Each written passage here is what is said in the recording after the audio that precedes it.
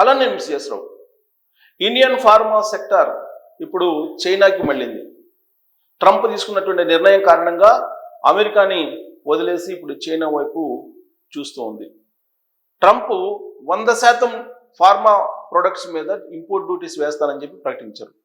దాంతో pharma sector అంతా కుప్పగూలిపోతుంది, pharma sector అంతా దెబ్బతింటుంది అని అంచనాలు వేశారు. కానీ ఇప్పుడు చైనా ఇంపోర్ట్ డ్యూటీస్ 30%ని కంప్లీట్గా తొలగించేసింది. 0% ఇంపోర్ట్ డ్యూటీతో ఇప్పుడు ఫార్మాస్యూటికల్స్ని ఇండియా నుంచి చైనాకు ఎక్స్పోర్ట్ చేయొచ్చు. ఇది ఒక పెద్ద అచీవ్మెంట్ ఇండియన్ గవర్నమెంట్ అని చెప్పి భావిస్తుంది ఫార్మా సెక్టర్. నరేంద్ర మోడీ గారు ఇటీవల కాలంలో చైనా తోటి జరిపినటువంటి దౌత్యం ఈ రూపంలో ఫలించిందని చెప్పి దౌత్యవేత్తలు భావిస్తూ ఉన్నారు. అటు రష్యా అధ్యక్షుడు అటు చైనాకి ఇటు ఇండియాకి మధ్య సాన్నిహిత్యాన్ని పెంచాడు. పుతిన్ వ్యూహాత్మకంగా వ్యవహరించాడు. అంతకంటే మిన్నగా నరేంద్ర మోడీ గారు దౌత్యాన్ని నడిపారు. ఆ కారణంగానే అమెరికా ఎన్ని రకాల హడ్డిల్స్ పెట్టినప్పటికీ కూడా ఇండియా ఏ మాత్రం తల ఒగ్గకుండా అమెరికాని ఢీ అంటే ఢీ కొట్టేటువంటి పరిస్థితికి వెళ్ళింది అని చెప్పి ఇప్పుడు అంతర్జాతీయ దౌత్యవేత్తలు భావిస్తున్నారు. కారణం ఏంటంటే గతంలో 2008లో పాకిస్తాన్ మీద యుద్ధం చేయడానికి అమెరికా ఒత్తిడి చేసింది, యుద్ధం అందుకే చేయలేకపోయామని చెప్పి చిదంబరం గారు లేటెస్ట్గా ప్రకటించారు. 2008లో ఉగ్రవాదులు దాడి చేశారు. ఉగ్రవాదులు దాడి చేసినప్పుడు ప్రతిగా పాకిస్తాన్ మీద యుద్ధం చేయాలని చెప్పి భావించారు. కానీ అమెరికా ఒత్తిడి కారణంగా చేయలేకపోయామని చెప్పి మాజీ హోంశాఖ మంత్రి చిదంబరం అనౌన్స్ చేశారు. అది ఇప్పుడు ఉండేటువంటి ఎన్డీఏ ప్రభుత్వానికి ఒక పెద్ద బూస్టప్ ఇచ్చింది.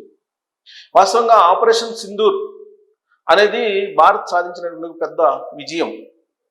కానీ దాని వెనుక కూడా ట్రంప్ ఉన్నారని చెప్పి అనేక మంది ప్రచారం చేశారు. ట్రంప్ కూడా చెప్తూ ఉన్నారు. దాదాపు ఇప్పటికే అనేక వేదికల మీద అమెరికా అధ్యక్షుడు ట్రంప్ భారత్ పాకిస్తాన్ మధ్య జరిగేటువంటి యుద్ధాన్ని నేను ఆపేశాను, ఇప్పటివరకు 7 యుద్ధాలను ఆపేశాను, వాటిలో అత్యంత పెద్ద యుద్ధం పాకిస్తాన్ ఇండియా మధ్య జరిగినటువంటి యుద్ధం అని చెప్పి ఆయన చెప్తూ ఉన్నారు.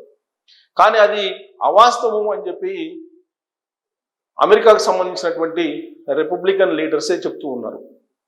రిపబ్లికన్ పార్టీ తరఫు నుంచి అమెరికా అధ్యక్షుడిగా ట్రంప్ ఉన్నారు. ఆ పార్టీలో ఉండేటువంటి వాళ్ళే మూడో దేశం యొక్క ప్రమేయం అవసరం లేదని చెప్పి చెప్పారు నరేంద్ర మోడీ గారు అని చెప్పి చెప్తూ ఉన్నారు. జేడీ వాన్స్ ఆ రోజు ఫోన్ చేశారు అనేటువంటి విషయాన్ని కూడా నరేంద్ర మోడీ గారు చెప్పారు. ఉపాధ్యక్షుడు జేడీ వాన్స్ ఫోన్ చేసినప్పుడు పాకిస్తాన్ అణు ఆయుధాలు వేయడానికి సిద్ధమవుతుంది, మీరు యుద్ధాన్ని ఆపండి అని చెప్పినప్పుడు అది మేము చూసుకుంటాం, మూడో దేశం యొక్క ప్రమేయం అవసరం లేదు అనేటువంటి విషయాన్ని నరేంద్ర మోడీ గారు చెప్పారని అమెరికాలో ఉండేటువంటి రిపబ్లిక్ లీడర్స్ చెప్తూ ఉన్నారు. కానీ అమెరికా ఒత్తిడి కారణంగానే ఆపరేషన్ సింధూర్ ఆగిపోయిందని చెప్పి కాంగ్రెస్ పార్టీ పార్లమెంటు వేదికగా పార్లమెంటు బయట ప్రచారం చేసింది. కానీ నరేంద్ర మోడీ గారు కానీ లేదా బీజేపీ నేతలు కానీ మూడో దేశం యొక్క ప్రమేయాన్ని మేము ఒప్పుకోలేదు అని చెప్పి క్లియర్గా చెప్పారు. అంతేకాదు ఆపరేషన్ సింధూర్ విజయాన్ని అనేక దేశాలకి ప్రత్యేకమైన బృందాలని పంపించి నరేంద్ర మోడీ గారు అంతర్జాతీయ సమాజానికి తెలియజేశారు. స్వయంగా తయారు చేసినటువంటి అణువాయుధాలని, స్వయంగా తయారు చేసిన రక్షణ ఉత్పత్తుల్ని భారత్ తమ అమ్ముల పొదిలో ఉంచుకుంది, వేరే దేశం యొక్క సపోర్ట్ కూడా అవసరం లేదు, భారతదేశం మేక్ ఇన్ ఇండియా కార్యక్రమంలో భాగంగా తయారు చేసినటువంటి రక్షణ ఉత్పత్తులు అత్యంత బలంగా ఉన్నాయని ప్రపంచ దేశాలకు ఆపరేషన్ సింధూర్ సందర్భంగా తెలియజేశారు నరేంద్ర మోడీ గారు. సో అందుకే ఇప్పుడు భారతదేశం యొక్క రక్షణ ఉత్పత్తుల ఎక్స్పోర్ట్స్ కూడా పెరుగుతూ ఉన్నాయి. పాకిస్తాన్ ఉపయోగించినటువంటి రక్షణ ఉత్పత్తులు చైనాకి సంబంధించినవి, అలాగే అమెరికాకు సంబంధించినటువంటి వాటిని వినియోగించారు. కానీ ఆపరేషన్ సింధూర్లో పాకిస్తాన్ చేతులు ఎత్తేసింది. దానికి కారణం బలమైనటువంటి రక్షణ ఉత్పత్తుల్ని భారతదేశ ఆర్మీ, భారతదేశ త్రివిధ దళాలు ఉపయోగించడమే. రష్యాకు సంబంధించినటువంటి S-400 అనేటువంటి రాడార్ని ఉపయోగించడం ద్వారా, మిసైల్ని ఉపయోగించడం ద్వారా ఆపరేషన్ సింధూర్లో పాకిస్తాన్ ఎయిర్పోర్ట్స్ని అలాగే ఓడరేవులను కూడా టార్గెట్ చేసి కొట్టేయడం జరిగింది. అంతేకాదు అత్యంత విశ్వసనీయంగా అంతర్జాతీయంగా కానీ జాతీయంగా కానీ కొన్ని పత్రికల్లో కొన్ని పోర్టల్స్లో వస్తున్నటువంటి న్యూస్ ఏంటంటే పాకిస్తాన్లో ఉండేటువంటి అమెరికా స్థావరాన్ని కూడా కొట్టేశారు, అణుస్థావరాన్ని కూడా ఆపరేషన్ సింధూర్ క్రమంలో భారత నేవీ టార్గెట్ చేసిందని కూడా వినిపిస్తుంది. సో అంటే హ్యూజ్ సక్సెస్ ఆపరేషన్ సింధూర్ అనేది. కానీ కాంగ్రెస్ హయాంలో యూపీఏ 2 హయాంలో ఆ రోజున ప్రధానమంత్రిగా మన్మోహన్ సింగ్ గారు ఉన్నారు, హోంశాఖ మంత్రిగా చిదంబరం గారు ఉన్నారు.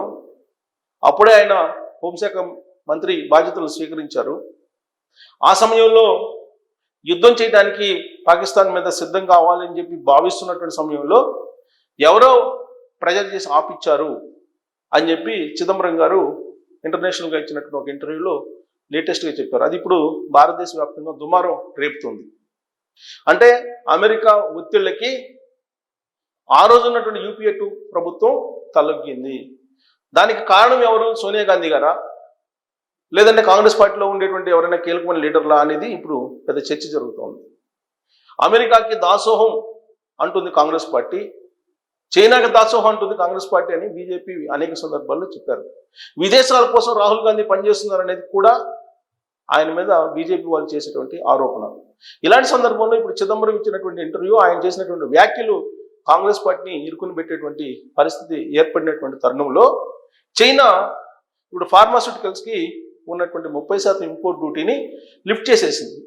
దీంతో భారత ఫార్మా రంగం చైనాకి భారీగా ఇప్పుడు ఫార్మా ఉత్పత్తులను ఎగుమతి చేయబోతోంది. ప్రధానంగా జనరిక్ మెడిసిన్స్ని చైనాకి ఎగుమతి చేయబోతుంది భారతదేశం. దీంతో అమెరికా పని క్లోజ్, దాదాపుగా అమెరికా పని అయిపోయింది. ఎందుకంటే భారతదేశం నుంచి జనరిక్ మెడిసిన్స్ కనుక ఎక్స్పోర్ట్ చేయకపోతే అక్కడ ఉండేటువంటి ప్రజలు మెడిసిన్స్ని కొనలేనటువంటి పరిస్థితి వెళ్ళే అవకాశం ఉంది. ఒకవేళ కొనుగోలు చేసినా అవి అత్యంత ఎక్కువ ధరకు కొనుగోలు చేసినటువంటి పరిస్థితి అక్కడ ఏర్పడింది. అందుకే అక్కడ ఉండేటువంటి మధ్యతరగతి సామాన్య ప్రజలు ఇబ్బంది పడుతున్నటువంటి సిచ్యువేషన్. దీని అంతటికి తోడు ఇప్పుడు ట్రంప్ తీసుకున్నటువంటి నిర్ణయం కారణంగా షట్ డౌన్ పొంచి ఉంది అమెరికాకి.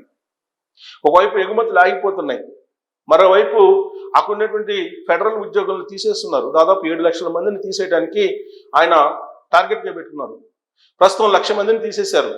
ఇంకొక అంటే ఈ సంవత్సరం ఎండింగ్కి ఈ నెలలో 1 లక్ష మందిని తీసేశారు. ఈ సంవత్సరం ఎండింగ్కి మరొక 1 లక్ష మంది, 2 లక్షల మందిని తీసేసి నెక్స్ట్ ఇయర్ ఎండింగ్ కల్లా కూడా 7 లక్షల మందిని తీసేసేదానికి సిద్ధమైనటువంటి క్రమంలో అమెరికా ఆర్థికంగా కుప్పగూలిపోయింది, షట్ డౌన్ దిశగా అమెరికా వెళుతుంది అనేది ఇప్పుడు వినిపిస్తూ ఉంది. ఇదంతా ఒక ఎత్తు అయితే, ఫార్మాస్యూటికల్స్ ఉత్పత్తులు కనుక భారతదేశం నుంచి అమెరికాకి ఎగుమతి చేయకపోతే అక్కడ ఉండేటువంటి ప్రజలు అల్లాడిపోయేటువంటి అవకాశం ఉంది. అంటే అక్కడ ఉండేటువంటి ఉత్పత్తులను కొనుగోలు చేయలేని పరిస్థితి ఉంది.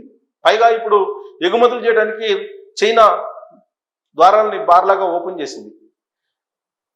ఇండియన్ ఫార్మాస్యూటికల్స్ కంపెనీలు ఇప్పుడు చైనాకి ఎగుమతి చేస్తాయి. అక్కడ అవసరం కూడా ఉంది. జనరిక్ మెడిసిన్స్ని భారతదేశం నుంచి చైనాకి ఎగుమతి చేయడానికి ద్వారాలు తెరిచారు కాబట్టి ఇప్పుడు అమెరికాకి జనరిక్ మెడిసిన్స్ని ఎక్స్పోర్ట్ చేయదు భారతదేశం. ఫలితంగా అమెరికాలో ఉండేటువంటి రోగులు, అమెరికాలో ఉండేటువంటి ప్రజలు ఆర్థికంగా నష్టపోవడంతో పాటు ఈ జనరిక్ మెడిసిన్స్ అందుబాటులో లేక రోగాలతోటి అక్కడ ఇబ్బంది పడేటువంటి పరిస్థితి నెలకొంది. సో దీంతో అమెరికా కుప్పగూలడానికి చైనా ద్వారాలు తెరిచింది భారతదేశానికి.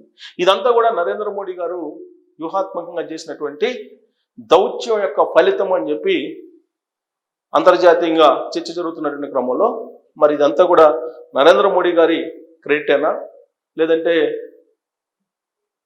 అమెరికాని టార్గెట్గా చేసుకొని చైనానే ఇలాంటి వెసులుబాటును భారతదేశానికి కల్పించిందా? కారణం ఏంటి అనే దాని మీద మీరు కామెంట్ చేయొచ్చు. Thank you.